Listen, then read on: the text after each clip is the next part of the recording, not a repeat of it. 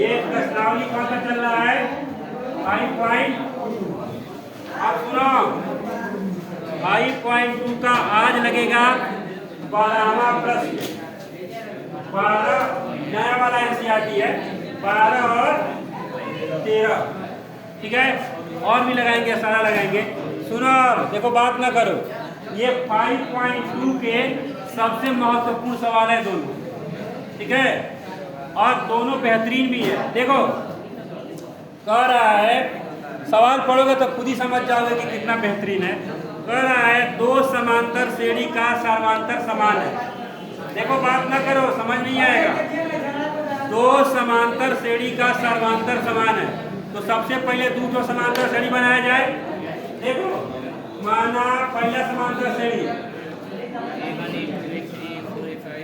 ठीक है, ये पहला बना लिए। अब दूसरा बनाते हैं, आ जाओ दूसरा बनाते हैं, ठीक है। दो समांतर श्रेणी है लेकिन इनमें सर्वांतर क्या है? समान है। आगे समझ में, सर्वांतर का मतलब होता है कि अगर A2 में से A1 घटा रहे हैं तो वही आ रहा है जो B2 में से B1 घटा रहे हैं। आगे समझ में, कह रहा है सर्वांतर क्या है? दोनों श्रेणियों समान है। इसका मतलब ये हुआ, ध्यान से देखो कि D जो है पहले का D कितना होगा? A2 माइनस A1 और दूसरे का D क्या होगा? B2 minus. ये दोनों आपस में क्या है? बराबर। अब आगे देखो,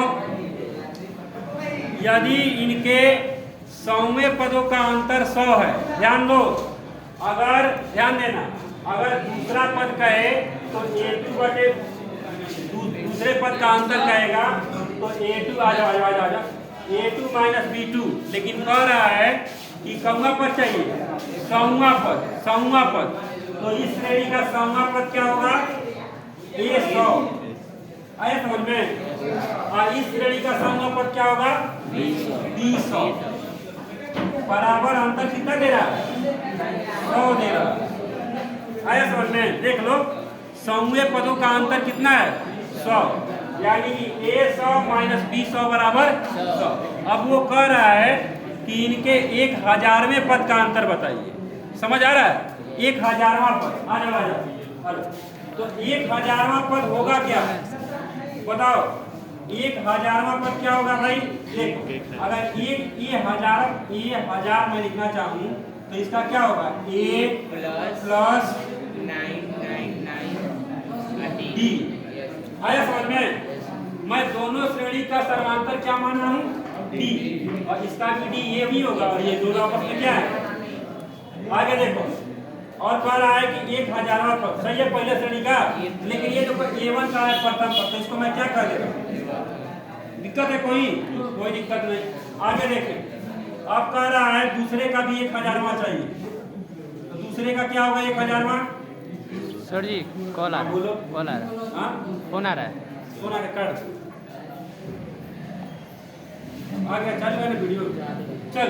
अब 1000वां ही बात कर ले रहा हूँ तो ये देखो B1 प्लस 999 D, ठीक है। अब फिर आ रहा है क्या? क्या नाम है? अमन। अच्छा ये बात कर, तो ये हो गया इतना। आगे देखो, मन का जरूरी है बात करना, लेकिन चलो ठीक है क्लास करते हैं। तो कितना गया? 1000वें पदों का अंतर, इसका घटाना चाहिए भाई। तो क्या लिखेंगे? 1000 माइनस B1000 बराबर A1 plus 999 D minus B1 plus 999 D। ये माइनस है तो कोष्टक लगाएंगे तो अंदर का चिन्ह क्या हो जाएगा? बदल जाएगा। तो ये आपस में क्या हो जाएगा? कट जाएगा। तो यहाँ देखो A1 माइनस B1, तो A1 माइनस B1 और A1 और माइनस B1 का मान अभी लिखे नहीं हम। देखो A1000 और B1000 का मान कितना है? 100। मैं यहाँ लिख दे रहा हूँ, हटेगा नहीं तो क्या किया जाएगा? तो ऐसे ये 1000 पूछते तो क्या होता? इधर लिख दें, आज इधर लिख देते हैं ये 1000 का वैल्यू क्या होगा? A1 plus 99D minus B1 का बताओ, B1 और फिर माइनस 99D बराबर कितना दिया है? 100। 99। अब किसी को ये दिक्कत नहीं है कि मैं माइनस क्यों लगाया।